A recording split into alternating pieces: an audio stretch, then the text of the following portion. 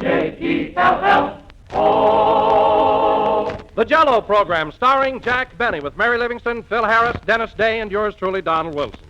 The orchestra opens the program with Baby Me.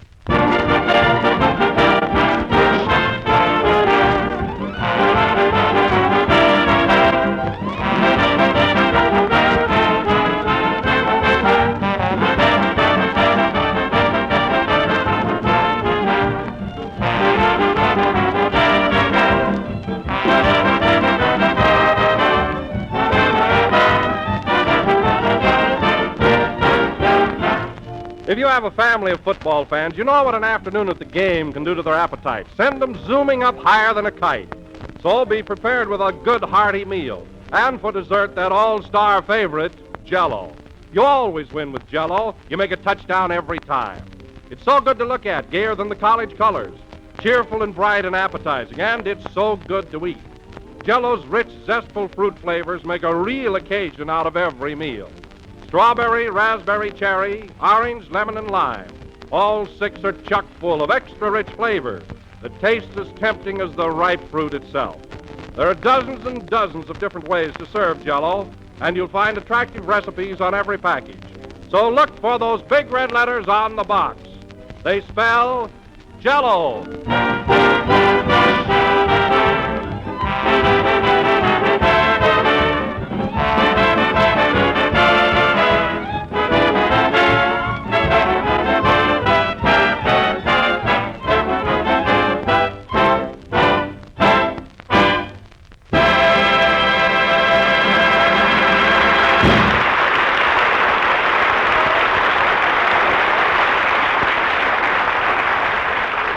That was Baby Me, played by the orchestra. Now, folks, as you all know, 447 years ago last Thursday, Christopher Columbus discovered America. That's right, Don. To finance this expedition, he borrowed a huge sum of money from Queen Isabella of Spain. Yep. So tonight, ladies and gentlemen, we bring you a man Columbus would have had trouble with, Jack Benny.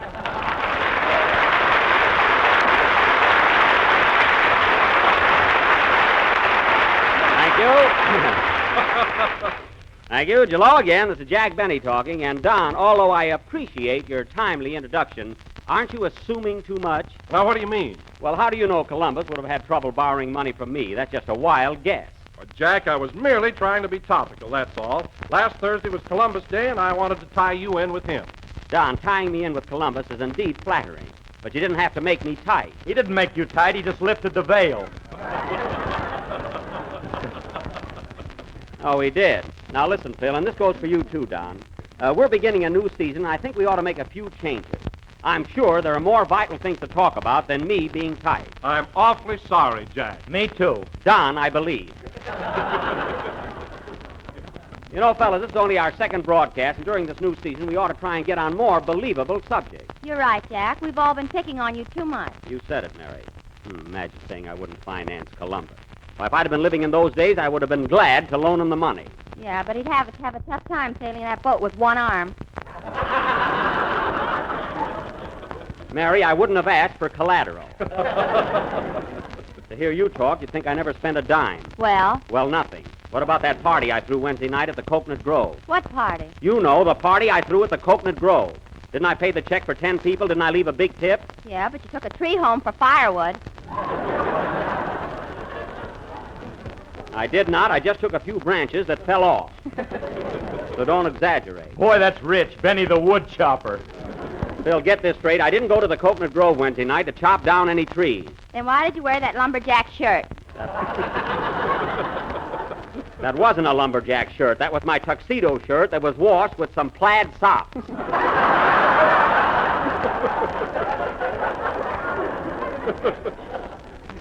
So there. Why, Jack, you ought to sue the laundry. He can't. He did it himself.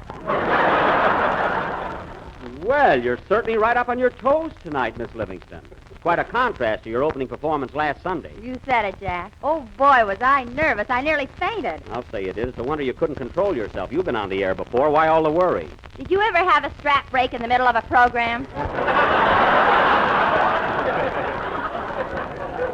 Oh, I see. So that's what happened, huh? Say, Mary, is that why you borrowed my fraternity pin? Yeah. Phil, how can a hillbilly that only went as far as third grade have a fraternity pin? What are you talking about? I'm a college man. What college? Cornpone Tech. Cornpone Tech. Yeah, cornpone. Here we come. Shave and a haircut. Bay rum. Oh, a barber college. Well, I'm certainly glad to hear that, Phil. Right after the program, I'll let you cut my hair. Okay, just send it over the Wilshire Bowl.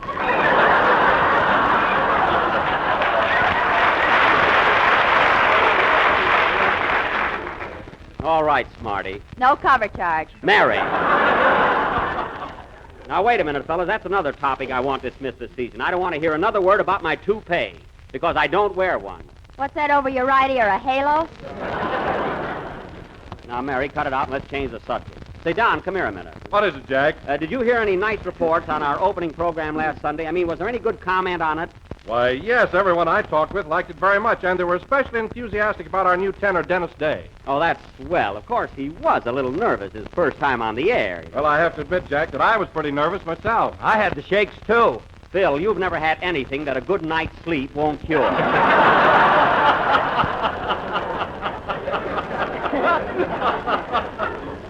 But really, Don, I'm very happy about Dennis.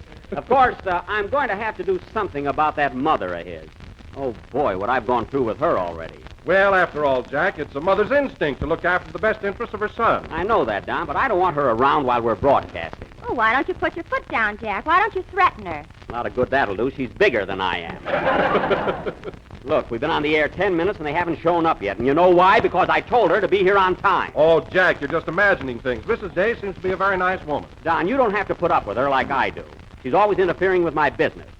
She came over to my house the other day and made Dennis stop mowing the lawn.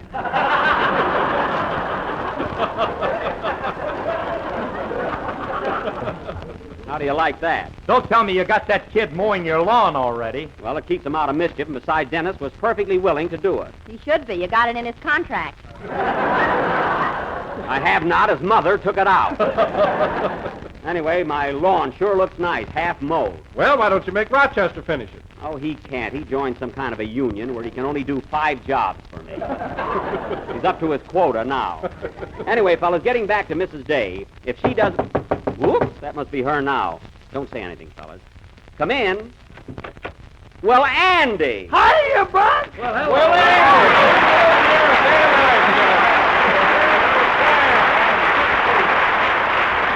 Well, Andy, it's about time you showed up. I was expecting you to drop in last Sunday. Well, I couldn't make it, Buck. I had to drive Ma and Pa to the Pomona Fair. We never miss it. Oh, the Pomona Fair. I say, did your mother win first prize again on her famous elderberry wine? Well, she was expecting to, Buck, but Pa was all alone in the back seat with the jug.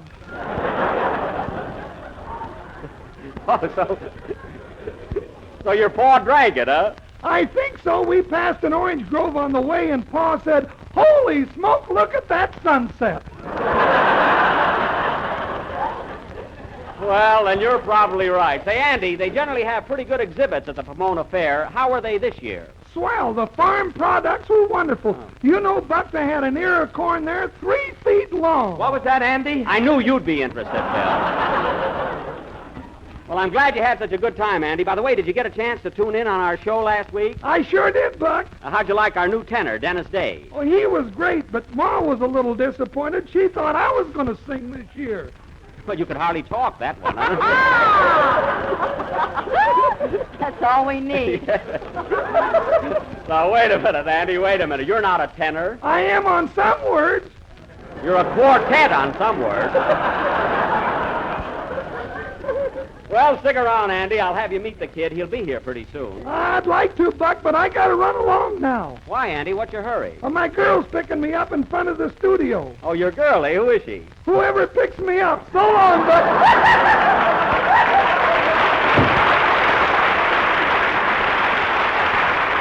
Well, say, that Andy's getting to be quite a devil. Well, come on, Phil. Let's get going with the show. How about a number? Okay, Jackson, would you like a newie or an oldie? Phil, just play a goodie if you can-y. A newie or an oldie.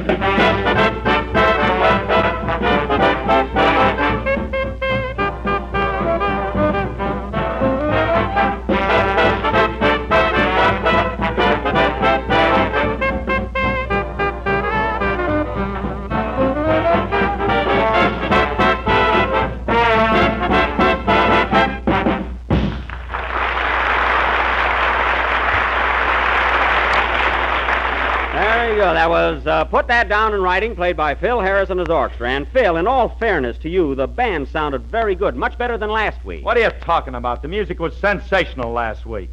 Sensational? Yeah. Did you see that marvelous write-up I got in the musical Curio? The musical what? Curio. I got it right here. Let's see that. Curio. That's Courier, musical Courier.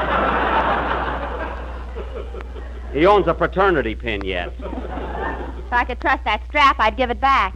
I don't blame you. What does the write-up say, Phil? It's a rave from start to finish, kid. You read it, Jackson. I don't want to sound hammy. Okay. It says, musical review. Phil Harris and his orchestra are back again on the Jello program this year. And on the opening broadcast, Sunday, October 8th, we can only say that the music was abominable. I guess that's bad, eh?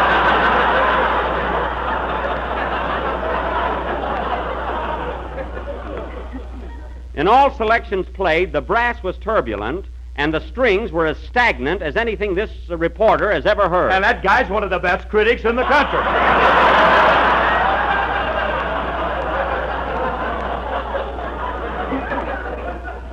He certainly is, Phil, so that's what you call a rave notice, eh? Sure, I got a scrapbook full of that stuff. Did you hear that, Mary? He saves those kind of write-ups. Maybe he's going to blackmail himself. That must be it. What are you kids talking about? Why, that's one of the best write-ups I ever got. Did you notice them big words? Phil, this review says that your music was abominable, turbulent, stagnant. If you take a bow on that, it proves that you're definitely an illiterate egomaniac. No kidding. Gee, that went to his head, too. Well, I give up. I did my best. Now, let's drop all this nonsense and get down to business. Say, Jack. Yes, Don? Speaking of write-ups, our opening program got a lovely notice in the Grocer's Journal. Oh, in the Grocer's Journal, eh? Have you got it with you, Don? Sure, here it is, right here. It says, the Jello program opened its fall season last Sunday night with the most enjoyable half hour. Well. It was a distinct pleasure to hear Don Jolly Boy Wilson Jolly Boy. Yeah. again remind us that Jello is not only economical and easy to make, but that it comes in 6 delicious flavors: strawberry, raspberry, cherry, orange, lemon, and lime. Well, that's very nice, Don. Doesn't it say anything about the rest of us? Oh, yes, it says, Jack Benny, Mary Livingston, and Phil Harris maintained perfect silence as Mr. Wilson, in a voice vibrant with emotion, stressed the importance of insisting on genuine Jello with the big red letters on the box. Well, that's a marvelous review, Don. You went over very big. You know, fellas, when you get that kind Say, of... Jack, What? here comes Dennis Day now. Where? Right behind his mother.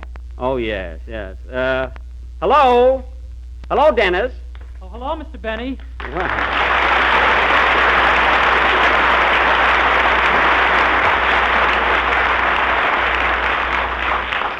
Well, did you hear that, Dennis? That shows everybody liked you last week. You were a big hit. Gee, it all seems like a dream to me. I can imagine. Oh, hello, Mrs. Day. How do you do? Hmm. And, how are you, Miss Livingston? I'm fine, thank you.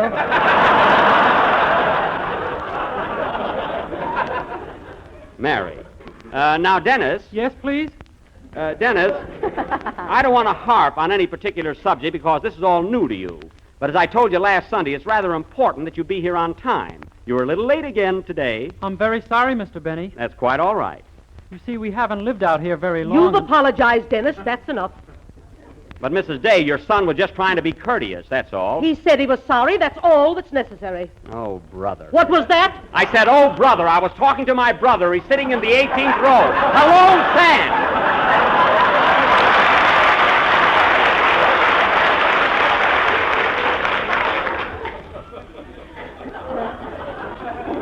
My goodness. Now, Dennis, tell me, did you hear any nice comments about your singing last week? Did your friends like you? Oh, yes, Mr. Benny. I was so thrilled that I took the first paycheck you gave me and framed it.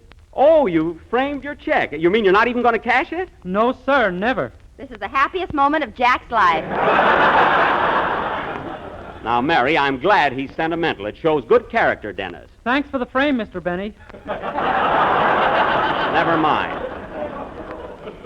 You know, Dennis, I'm one of the friends who thought you were grand last week. You went over very well. Sure, the kid went over.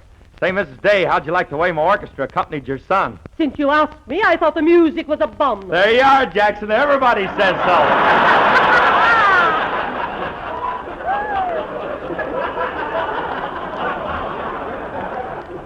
Phil, I can't stand this any longer. I'm going to explain this whole thing to you in your native tongue. When that critic said that your music was abominable, he meant that you weren't jiving, that you were off the beam. You mean I wasn't in the groove, I wasn't hep? Exactly. Well, dummy up on that. Mama, Jackson.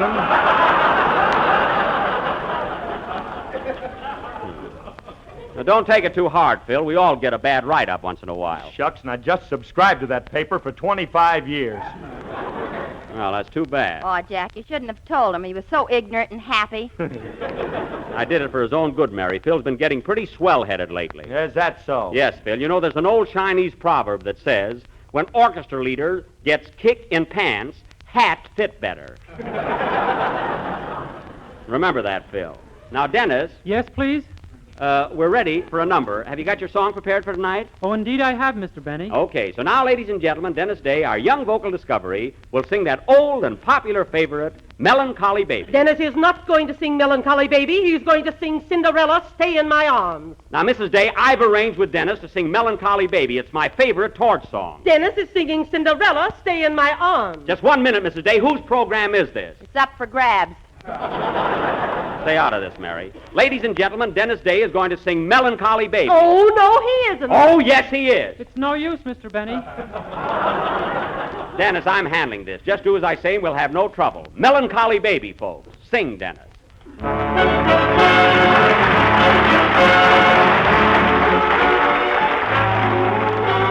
A few minutes to midnight, at the ball all the crowd was swaying.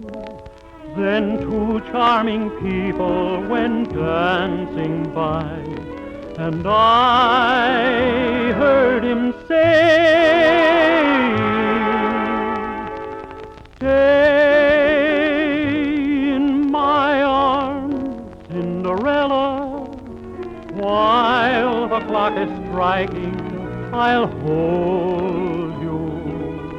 At the stroke of 12, don't run away. Oh, can't you hear my heart? It begs you to stay in my arms, Cinderella. Maybe I'm that fella, Prince Charming. Since I met you, I've had one design. Your wedding shoes placed next to mine. Midnight of midnights and so divine. Cinderella, stay in my arms.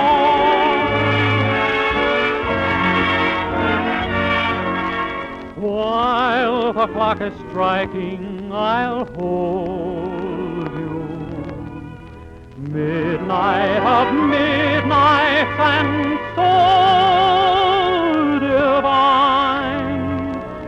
Cinderella, stay, never stray from my arms.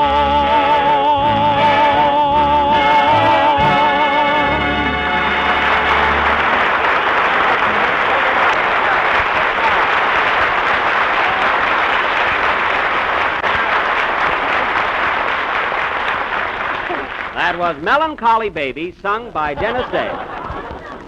And now, ladies and That gentlemen... was Cinderella, Stay in My Arms. Now, listen, Mrs. Day. Cinderella was a melancholy baby, and you know it. Anyway, Dennis, you sang that number beautifully. You didn't sound a bit nervous tonight. I wasn't, Mr. Benny, but last week, gee, oh boy. Well, that's only natural. Gosh, if it hadn't been for Miss Livingston, I don't know what I'd have done. Oh, it was nothing, Dennis. I didn't want you to be scared, that's all. Well, that was awfully sweet of you, Mary. What'd you tell him? I just said that if a certain comedian got by for 7 years, why should he worry? Well, that's a fine way to talk about Fred Allen.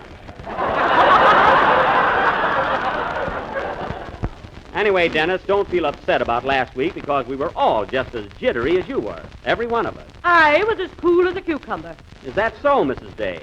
As if I care. What was that? I said we're on the air. We're on the air. And hello, Sam.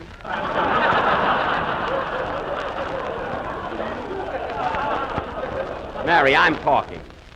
And now, ladies and gentlemen, if I may resume control here, I would like to announce our play for next Sunday.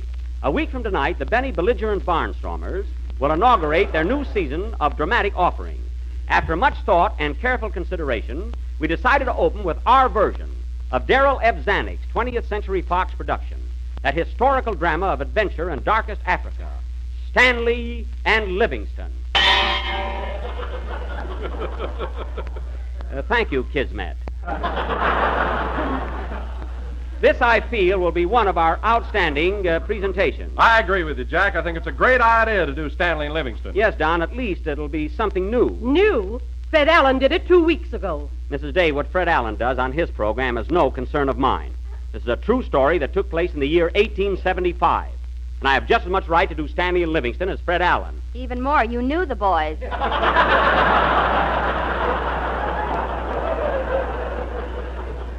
I'm not that old, Mary. Now, getting back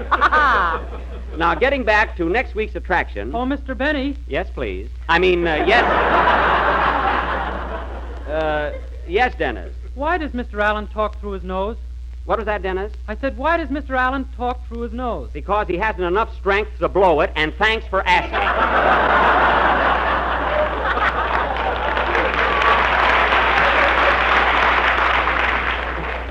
And now, ladies and gentlemen, oh, gosh, I hope he's listening. And now, ladies and gentlemen, we are going to take the remaining moments of our program to give you a preview of some of the highlights from next week's stirring drama. First, pardon me, I'll take it. Hello? Hello, Mr. Benny. This is Rochester. Well, Rochester, I'm busy now. Call me back later. But it's important, boss. Carmichael's got a toothache. Toothache? Doggone, I knew there was something wrong with that polar bear this morning. Is he in pain, Rochester? Yes, boss, and he's in a bad mood. I threw a fish at him, and he declined it right back in my face. Well, Rochester, it's your own fault. Carmichael wouldn't have a toothache if you'd take care of him. Did you brush his teeth this morning? Only as I passed by.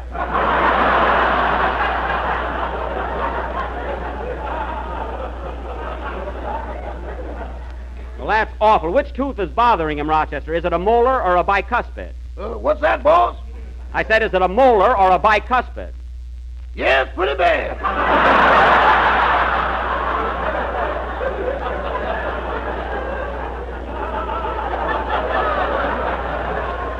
Rochester, what I'm trying to get at, what's bothering him? Is it a front tooth or a back tooth? It's that long front one, the one he dimpled my leg with. Well, look, I'll be home pretty soon. Meanwhile, here's what I want you to do. Now, pay strict attention. Okay, boss. Now, take a piece of cotton. Take a piece of cotton. Roll it into a ball. Roll it into a ball. Put some toothache drops on it. Put some toothache drops on it. And then shove it in the cavity. Rochester! Rochester! Your echo just resigned.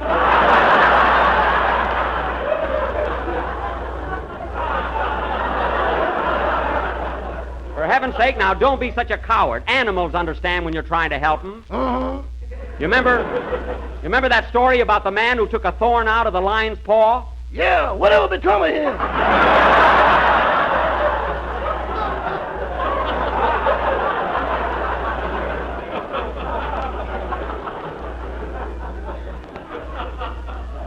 Well, look, Rochester, just leave the bear alone. I'll take care of him later. Goodbye. Goodbye. Oh, say, boss. What? Can I borrow your top hat tonight?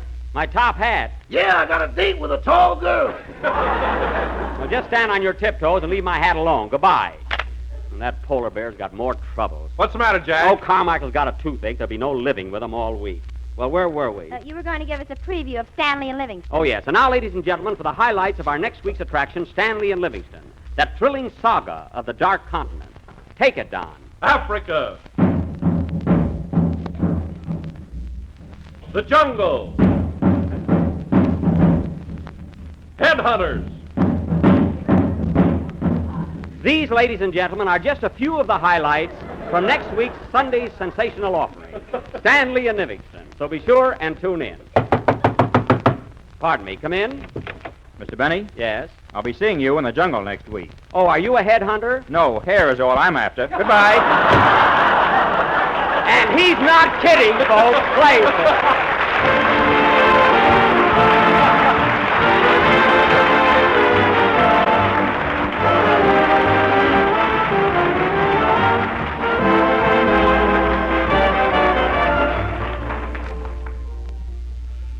know, there's always something new for dessert if you just look around. And the new Jell-O puddings make the best desserts that you've tasted in a long time. Just try that Jell-O butterscotch pudding and find out how delicious it is. It has a creamy, mellow flavor, the flavor of real old-fashioned butterscotch, the kind you loved when you were a kid. And it has a tempting golden color like taffy that makes you hungry just to look at it. Then try Jell-O chocolate pudding, rich and dark and satin smooth. And a Jell-O vanilla pudding with that rich color of old ivory and a delicately tempting flavor. Yes, ma'am, you'll say all three Jell-O puddings are tops in goodness, and all three are quick and easy to make. For all you do is add milk and then cook and stir over a low flame till the mixture is smooth and thick. Simple directions are in every package, and you can't go wrong. Jell-O puddings are a swell cold weather dessert, a truly heartening treat for a brisk fall night. So try all three and try them soon. Ask your grocer tomorrow for Jell-O butterscotch, chocolate, and vanilla pudding.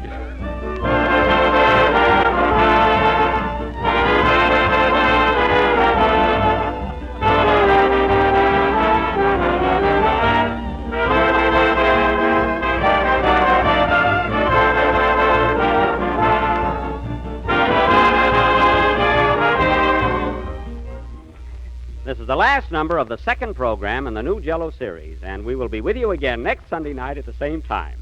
So be sure and listen in to the opening of our dramatic season. Say, Jack. What? Let's go out someplace and get a sandwich. I can't, Mary. I got to run home and take care of Carmichael. Oh, say, do you know a good dentist I can get for him? Sure, I got an uncle that's a swell dentist. Well, call him, will you? Is he painless? No, he's got rheumatism, something awful. Oh, well, I guess he'll do. Good night, folks.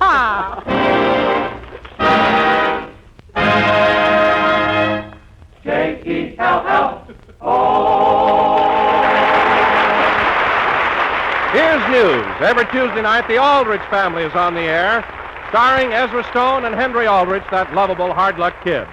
Consult your local newspaper for time and stations, and be sure to tune in on the Aldrich Family next Tuesday night. This is the National Broadcasting Company. You've been listening to the OTR Gold Network. Find more classic radio at otrgold.com.